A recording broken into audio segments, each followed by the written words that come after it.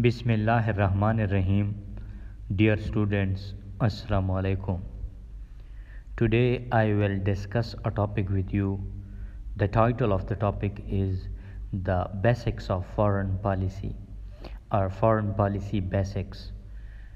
When we consider policy is our lecture focus, we are looking broadly at the actions like the Pakistan government carries out for particular purposes.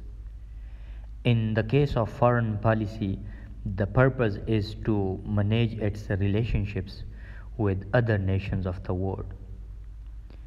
So, why what does it mean by a foreign policy?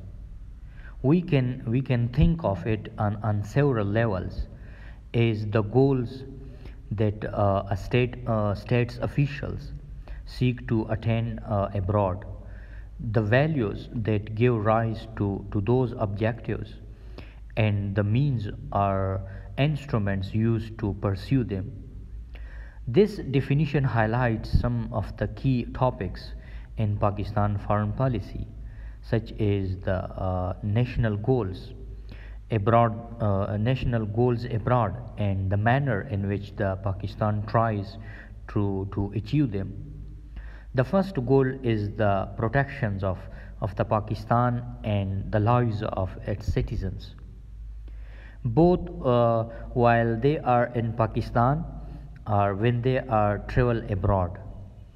Related to this security goal is the aim of protecting the country's allies, or countries with which the Pakistan is friendly and mutually supportive. In the international sphere, threats and dangers can take several forms, including military threats from other nations or terrorist groups, and economic threats from boycotts and high tariffs on trade. There are different approaches to foreign policy, but here I will talk about the five key approaches to foreign policy analysis. Foreign policy analysis allows us to better understand how political actors make policy decisions and how they relate to other foreign government and non-government entities. Foreign policy is a complex discipline wherein numerous actors work within structures, both inside and outside the state, to have an impact on the decision making process.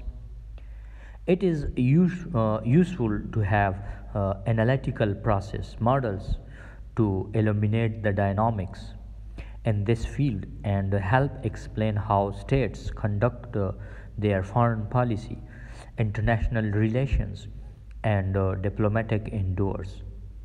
There are five main models in foreign policy analysis that will be discussed in this lecture, like the rational actor model, the bureaucratic politics model, and the organizational process model, all three of which were developed by the foreign policy analysts and scholars, as well as the inter-branch politics model and the political process model, in order for an international relations professional to effectively analyze foreign policy as a whole. It is necessary to determine the relative strengths and weaknesses of each model therein and understand the ways in which each approach has the potential to remedy the inadequacies of the others. So let's talk about the rational actor model, which is the most widely cited foreign policy analysis approach. Is the rational actor model. This approach assumes that the main actor in foreign policy is a rational individual who can be relied on to make informed, calculated decisions that maximize values and perceived benefits to the state. The rational actor model relies on individual state level interactions between nations and government behavior as units of analysis. It assumes the availability of complete information to policymakers for optimized decision making, and that actions taken throughout time are both consistent and coherent. There are four main steps in the rational actor's decision making process, like identify the problem, define desired outcomes, evaluate the consequences of potential policy choices, and finally make the most rational decision to maximize beneficial outcomes. The rational actor theoretically approach can be useful to understanding the goals and intentions behind a foreign policy action. However, critics of this model believe it doesn't account for instances when complete information may not be available, as well as the relatively subjective concept of rationality or factors that might inhibit rational decision making. The next model is the bureaucratic politics model. Unlike the rational actor model, which looks at the state as a unitary actor, the bureaucratic politics model analyzes decisions on the premise that actions are taken by a number of independent, competing entities within a particular state. Each of these separate entities brings values to the decision making process, as well as its own view of what's best for personal, organizational, and national interests. Each party attempts to satisfy its goals, meaning any cofacto actions and contingents upon successful negotiations and the arrival at an ultimate consensus between all entities. A number of factors can influence each party's decision making and how it achieves its goals, such as the relative power and degree of influence of each other in the group. Each party has opposing viewpoints and desired outcomes related to an array of issues, and success in achieving certain goals may require other parties to make certain concessions, resulting in decisions that are often seen as more beneficial to one side than the others. Additional factors that impact decision making include the degrees of importance of certain goals and the political values each party represents. The increasingly partisan nature of the United States politics provide an excellent example of this model in action. The next model is organizational process model. In contrast to the two aforementioned approaches, the organizational process model views government as a mix of powerful organizations working and concerned rather than an individual or a group of partisan entities. This model examines foreign policy decisions as made within the rigid structures of bureaucracy, where actions may only be taken with proper authorizations and adherence to the chain of command, respecting established processes and standard operating procedures or SOPs.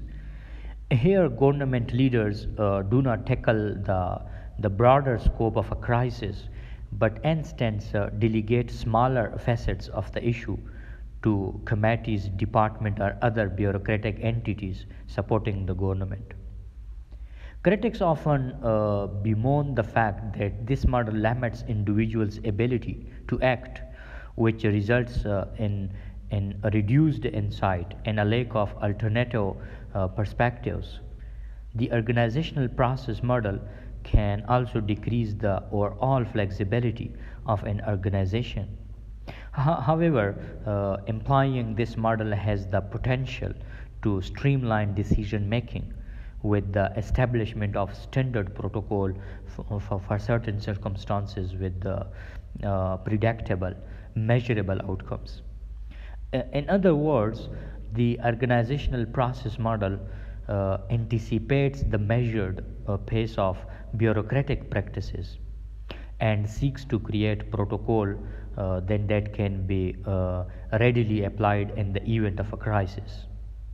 The next model is inter-branch politics model. The inter-branch politics model is similar to the organizational and bureaucratic process models in that it involves separately defined groups or entities. However, rather than focusing on singular goals and outcomes, the inter-branch politics model evaluates actions and their outcomes based on the combined efforts and cohesiveness of different groups and their progress toward achieving collective goals. According to Tan Qingshan, he is a Chinese, a political science professor and director of Asian studies at Cleveland State University, who first introduced this model. The bureaucratic and organizational entities within and outside states don't operate in complete independence, but rather interact and influence each other. Next model is a political process model. The political process model of foreign policy analysis was developed by Roger Helsman in his book, The Politics of Policy Making in Defense and Foreign Affairs. This was the name of his book. According to Helsman, there are a large number of actors involved in the foreign policy decision-making process, mainly concentrated in the office of the President and Congress, but across all levels of government as well. Similar to the bureaucratic politics model, the political process model emphasizes bargaining and the presence of various power centers seeking to achieve their respective goals. These goals can either be in conflict or consensus with those of others. However, this model differs from the bureaucratic politics model as it focuses more on the individual participants and their personal goals and mindsets about international politics rather than organizations and groups as a whole. According to Helsman, the individual ideology of each politics actor is one of the most important factors in determining and explaining decision making. Critics of the model, however, maintain that it is too similar to the bureaucratic models to make a substantive contributions to the field of foreign policy analysis. These were the different models that we have discussed.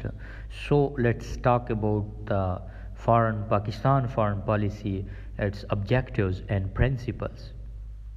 Pakistan's foreign policy contents introduction, definition, and description of foreign policy, a Qaid-e-Azam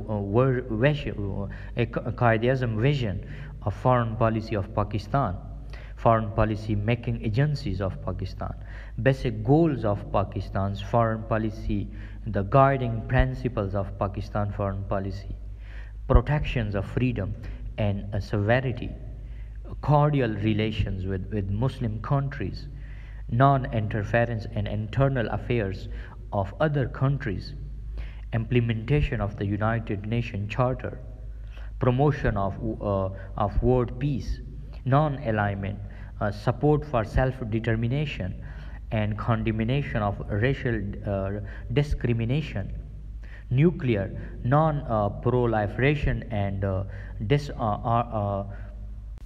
disarmament, members of international organization, objectives of Pakistan foreign policy elements are affecting foreign policy policy.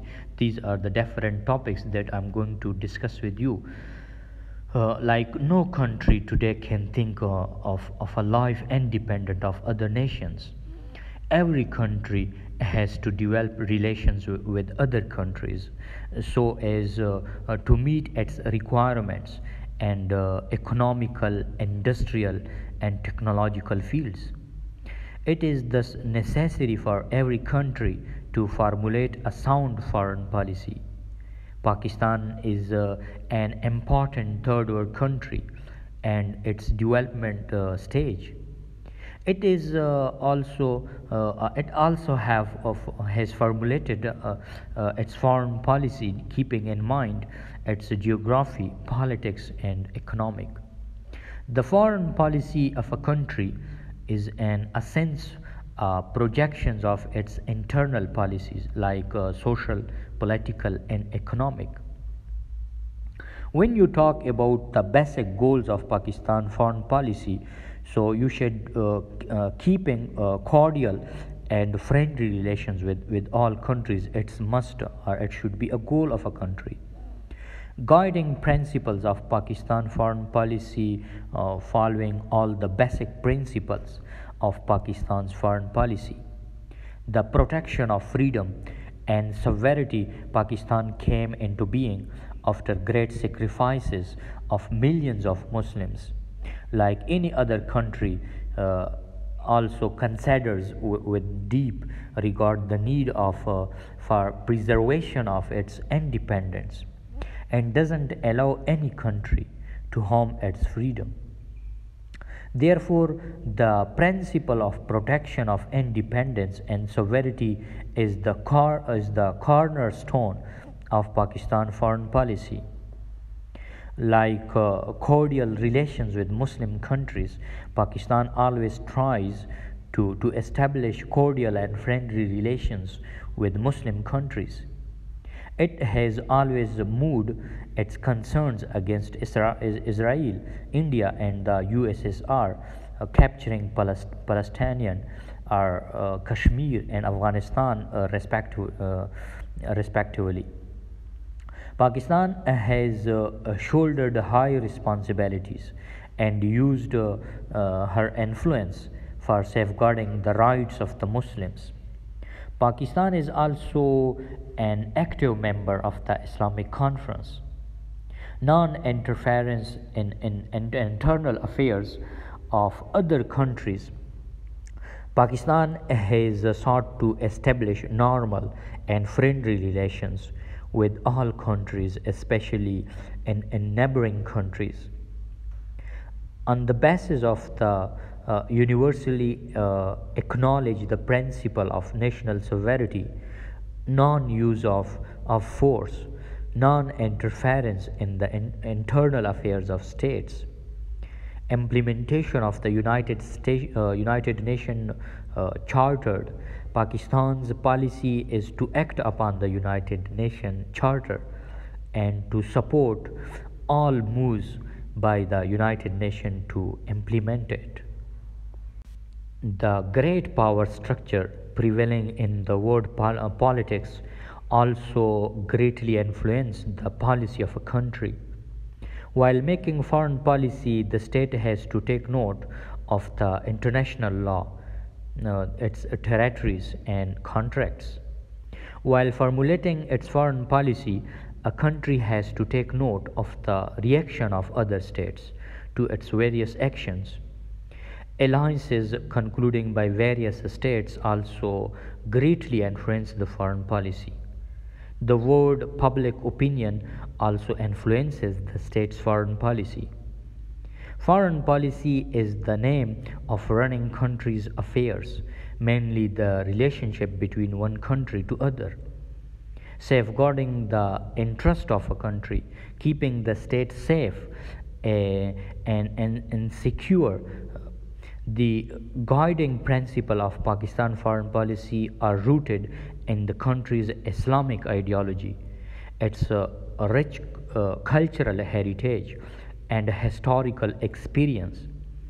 As an Islamic and non-aligned country, Pakistan supports Islamic causes and firmly upholds the the above mentioned principle that I have discussed with you, which hold out the promise of just an equitable world order in which nations can live in peace and security. I think that's enough for today. Thank you so much for watching my video lecture. Thanks a lot.